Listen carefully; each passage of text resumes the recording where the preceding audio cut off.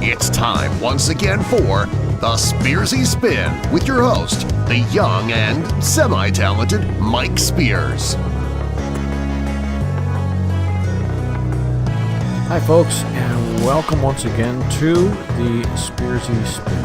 As always, I am your host, the young and semi-talented Mike Spears. I want to tell you, we were going to talk about issues in Chicago, Illinois with regard to the gun violence and some facts and figures and talk about the mayor down there.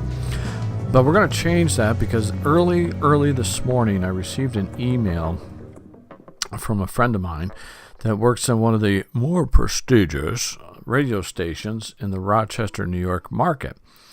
And it said, Mike, please read Democrat and Chronicle with regard to Rochester reaffirms sanctuary status. TJ. So, excuse me. I of course, Googled that, the DNC, and after I read it 22 times because I just couldn't believe what I was reading, I said, wow, I can't believe what I'm reading. So I want to start out today. I don't even know how to approach this because it is so ridiculous to me. But let me tell you what it is. Okay.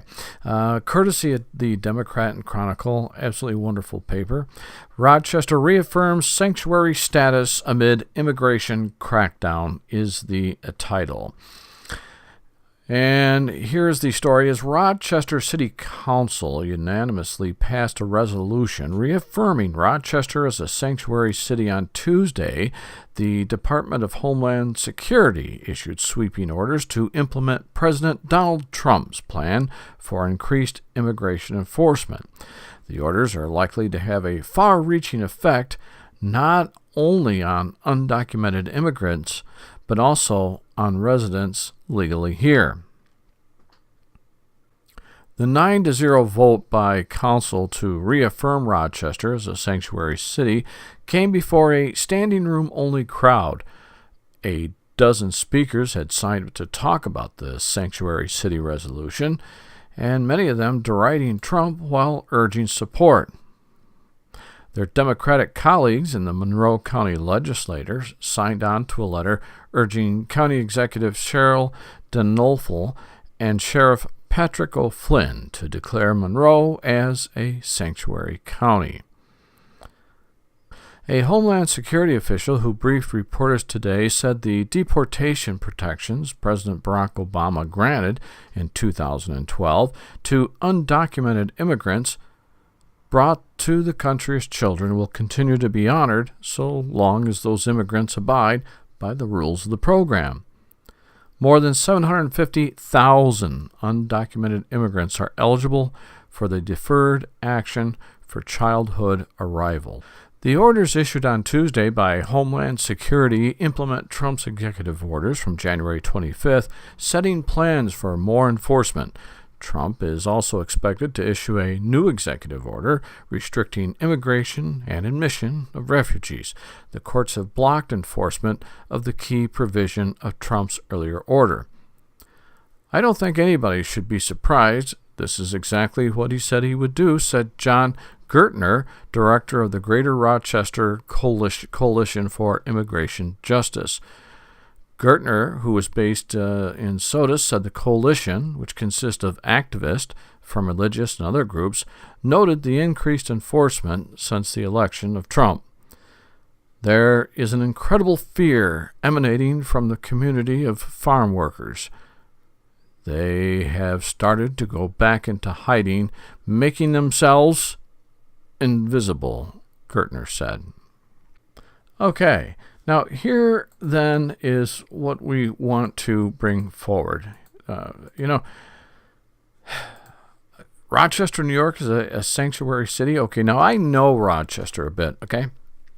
I was in Rochester quite often in the 80s, not only for some radio work, voiceovers, But what I can tell you is that making Rochester, New York a sanctuary city makes about as much sense as handing somebody a gun and a bullet that says they want to kill you. And I'm going to show you why in cold facts. Today in America, one of the biggest things we fear is MERS, Middle East Respiratory Syndrome. And right now they claim today, as I understand, that there are no cases. According to the CDC and other public health partners, supposedly they're monitoring the MERS situation. Okay, folks, we have to take a break here.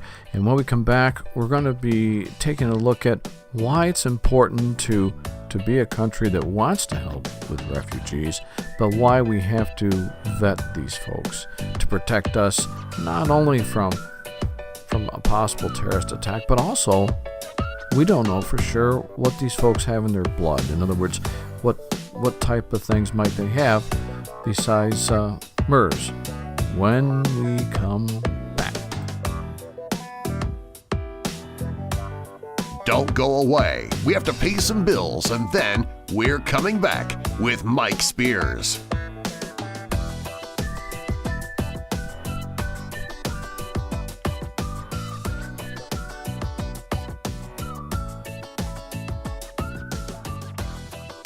Hi folks. Times we live in today are scary. Religious freedoms under fire. Racial divide never more evident. Political powers fighting. Foreign countries looking to exploit our country. News media reporting unfair on issues. Folks searching out the truth. I listen to the news, then I listen to the Spearsy Spin. Mike Spears has experience, education, determination, and grit to get what's going on in our country. Listen to Mike Monday through Friday. I'll listen. Hope you'll be listening too. I'm a mom, and just like millions of other women, that's why I own guns. We're responsible, we're law-abiding, and we're everything that makes America strong. Every day we're willing to use a firearm to defend our families. But the media will never tell those stories. If a mom puts a gun to the face of a home-invading thug and makes him run for his life, the story gets buried. But if she's unarmed and murdered, the cameras will be at the scene before the police. It's time for moms like me to speak out. We are the majority. We demand the freedom to defend our families, and we challenge the media to tell the truth about our rights. I'm the National Rifle Association of America, and I'm freedom's safest place.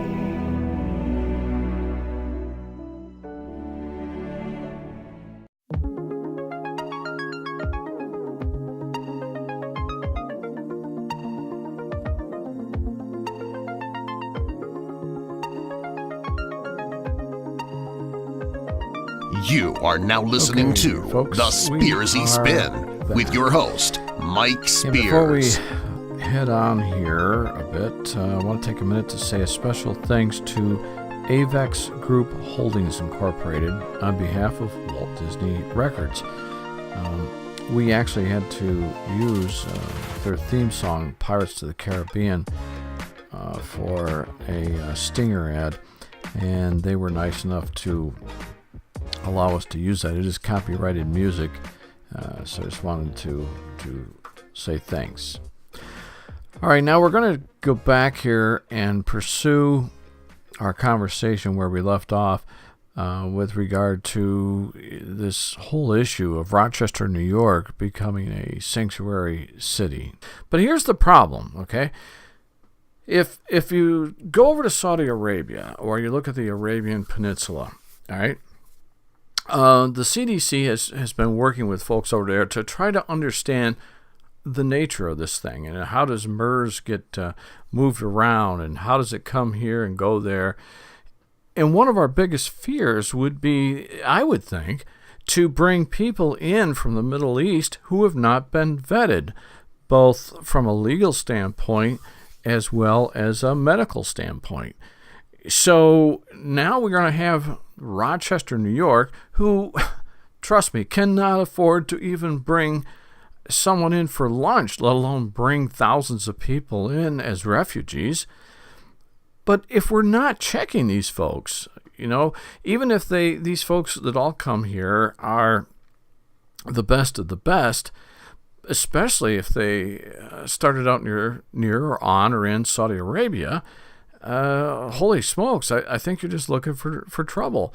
So this Middle East Respiratory Syndrome, MERS, it's a viral respiratory illness, and it's bad because for folks with an immune deficiency, it can mark death. For folks who have had heart attacks, it can mark death. For folks that have congestive heart failure histories, you get MERS, it could mark death, okay?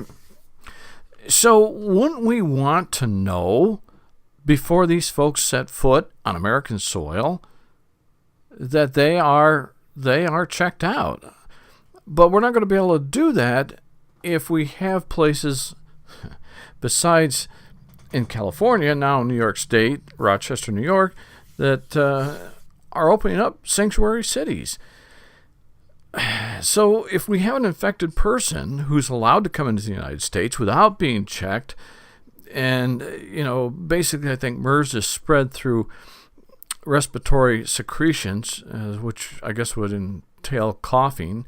So when we cough, quite often we have these teeny tiny little droplets that float in the air, which could be, airborne pathogens with regard to this virus. And what are we going to do? I mean, once these folks come in, if they're coming in and they're not checked, if they're coming in and they're not vetted, so we're going to tell people start washing your hands more often, avoid close contact with people that are sick, and avoid touching anyone's eyes from the Middle East or their nose or their mouth with unwashed hands. Disinfecting frequently would probably be the catchphrase of the day.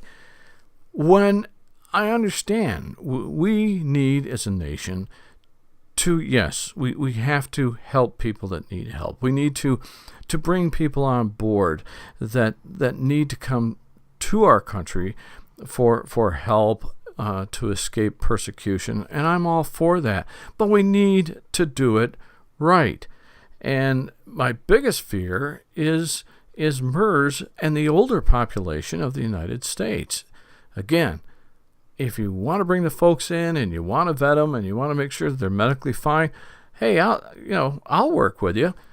But just to say, here, come on in, don't worry about a thing. And this is what President Trump has been talking about. And of course, the liberal left has, I don't know what they've become. Every day I hear wild, whacked out stories that these folks just get wackier and wackier. I mean, wouldn't this make sense? I'm just saying.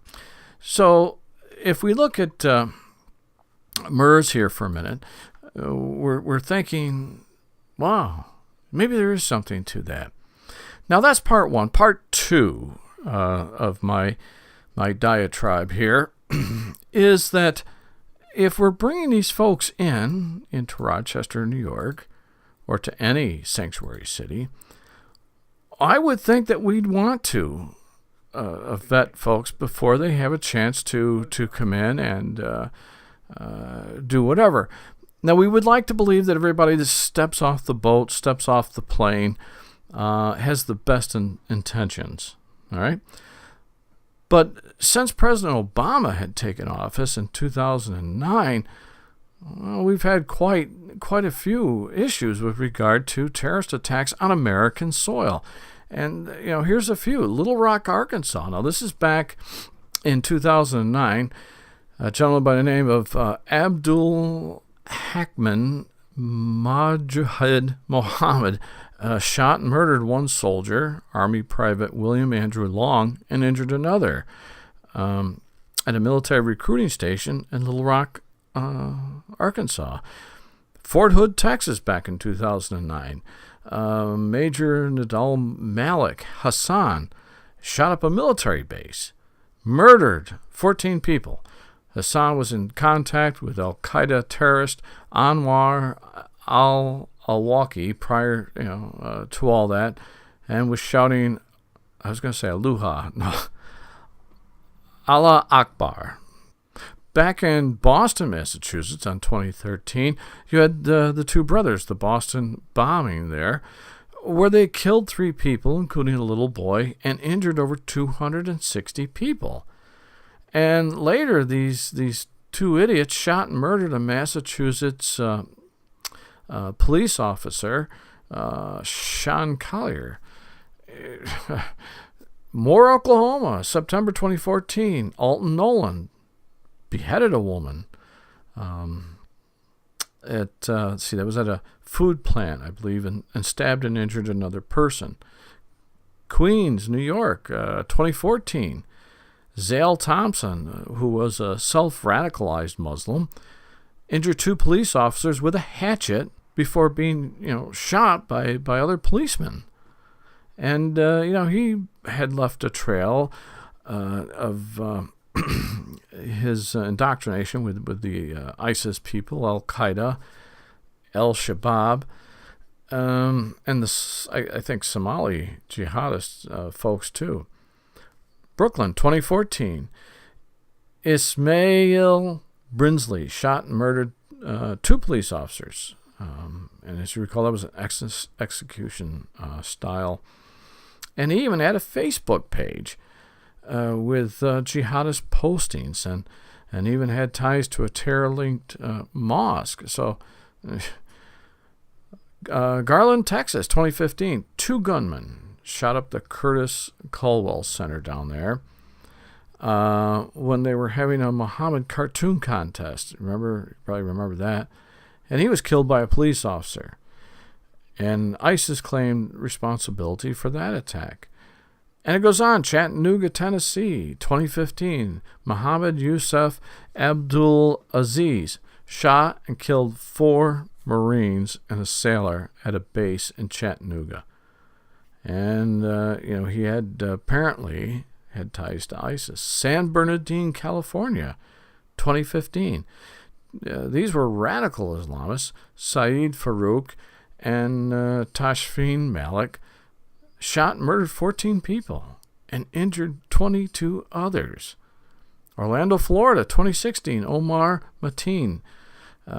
He opened fire at a gay nightclub, killing 49 people and injuring 53.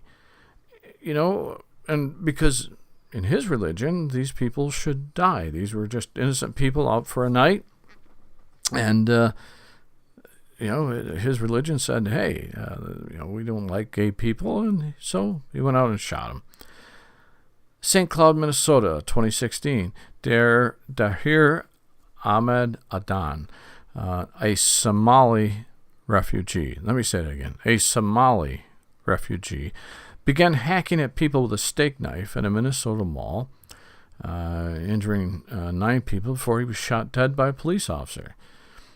New Jersey and New York City back in 2016, Ahmad Khan Rahami. Now, he was a citizen from Afghanistan, and this guy decided to set off bombs in New York and New Jersey. In Chelsea, his bomb resulted in 30 people being injured. And, he kept a journal. He talked about being, tied in with the terrorist, and said that he was influenced by Sheikh Anwar Amman al-Awlaki. I wish these people would get different names. And Osama bin Laden. Columbus, Ohio, 2016. Abdul Razak Ali Atan. Again, ISIS. Now, he had been granted permanent legal residence in 2014 after living in Pakistan for 7 years. And he tried to run over fellow Ohio State students on campus. Remember that? And then his car was stopped by a barrier. Then he got out of the car and began hacking at people with a butcher knife before he was shot dead by a campus police officer. And again, ISIS took credit for that attack. So that's a few of the things that you have to think about. You have to look at who are the people coming in. And any normal person is not going to want to turn anyone in need away, but they must be vetted. And we need to support President Trump in his quest here to make sure that the folks coming in are vetted. Now, getting back to Rochester here, and the folks in Rochester having voted to make and keep Rochester a sanctuary city, these people have no money to do that, first of all, okay? First of all, Rochester has more people living at less than half the poverty level than any other similar city in the United States.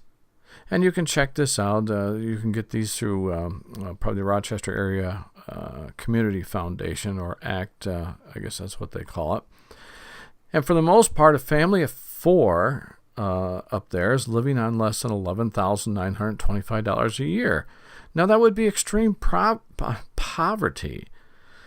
So, how do you know these figures if you're sitting up there on the council and say, well, we're going to bring even more people in here?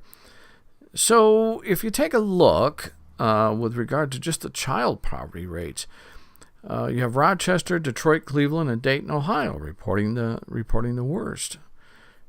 Again, I don't know how you could sit there on the council and say, yeah, we're going to approve this. I mean, I know we got all these people living in poverty and it's terrible, but by golly, we're going to make this a sanctuary city.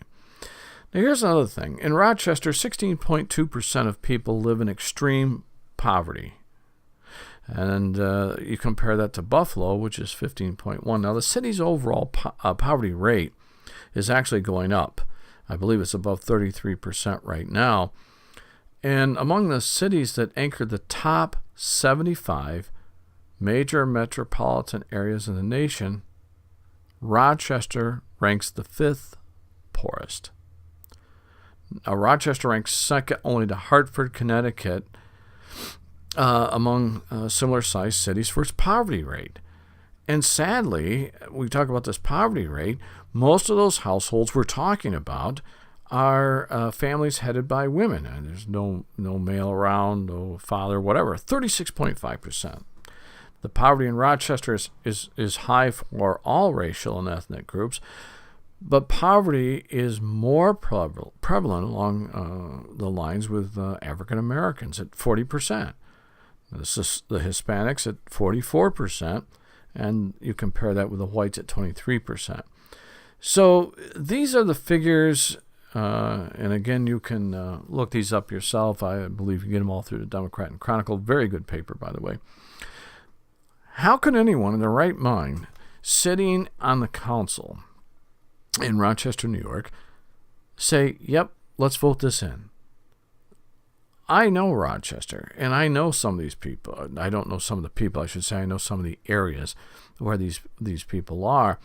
Lyle Avenue, for me, was one of the more scarier places to be at night, which I made sure I never was there.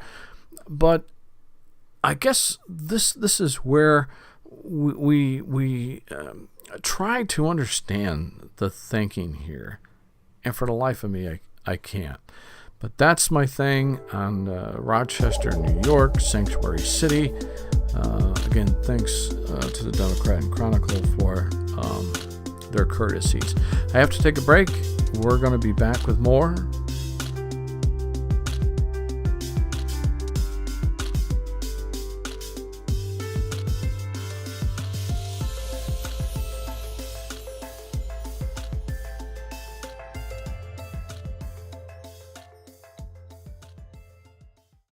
America was founded to escape the elites, but today they run our country. There is no longer any difference between our politicians and the elite media who report on them, and the Hollywood elites who bankroll them both. They work together in some newsrooms and boardrooms and Washington backrooms, and star-studded champagne fundraisers.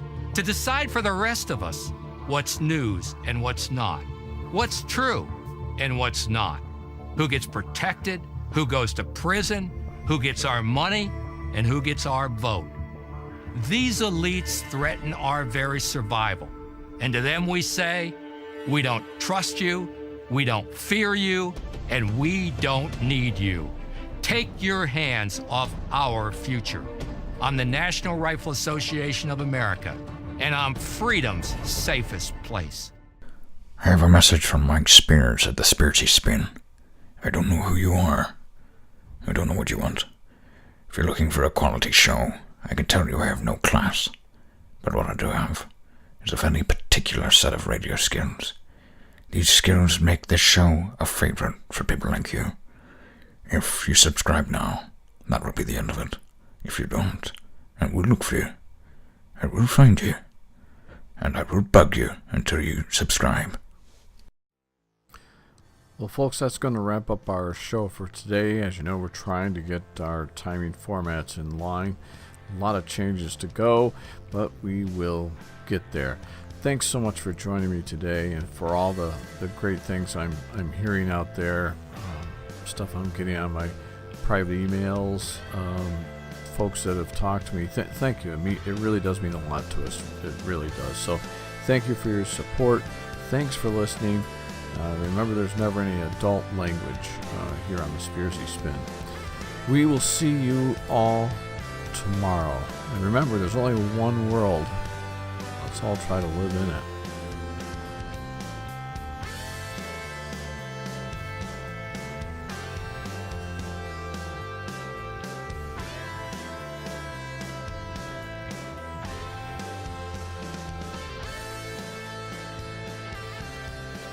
Thanks for listening to today's show.